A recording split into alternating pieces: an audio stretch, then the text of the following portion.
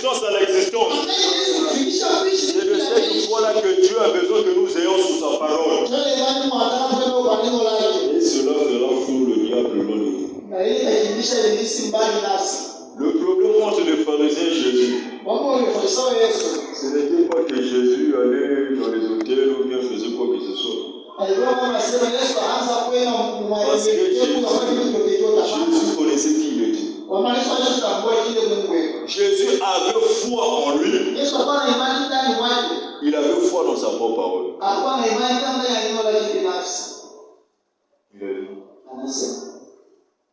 Avant qu'Abraham fît,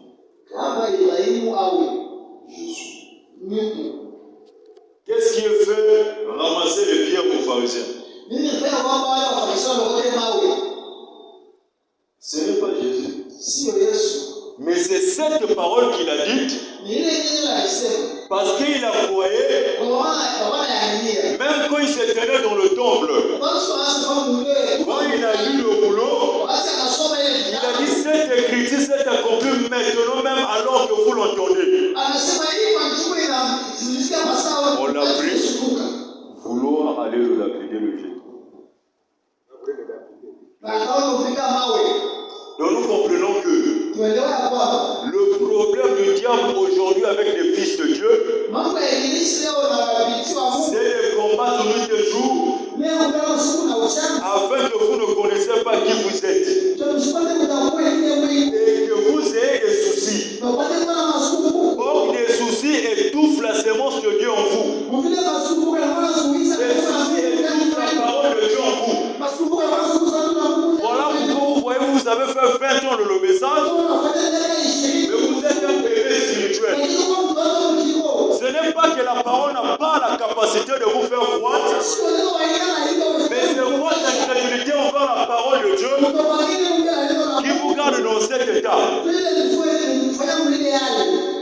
Et ils font Dieu.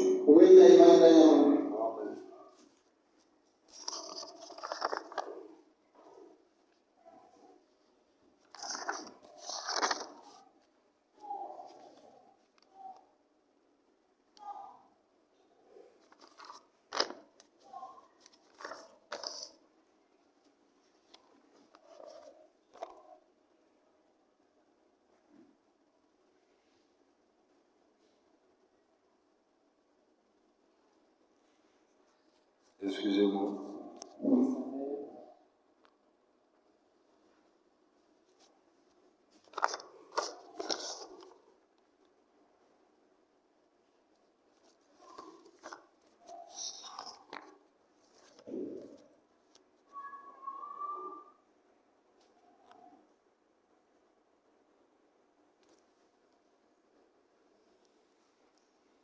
Frère Wanam dit ici,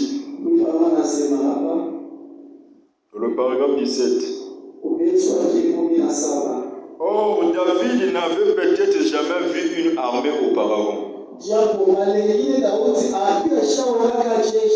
Mais il savait une seule chose. On n'avait pas besoin de plusieurs choses. Seulement une seule chose suffisait. Même quand le centenier est arrivé, il a dit à Jésus, parle seulement une parole. Et mon soldat sera guéri. Il lui suffit une seule parole. Vous devez vous y approcher de toute votre âme. Il dit, c'est que là derrière, dans les champs près des verts pâturages et des eaux paisibles, il était personnellement rentré en contact avec le Dieu vivant et il avait foi en ce Dieu qui lui avait parlé. En effet, il y avait une expérience vu la grande puissance de Dieu. Maintenant, voici ce que j'essaie de dire. Lorsque vous voyez la grande puissance de Dieu être démontrée, cela devrait susciter en vous une foi pure.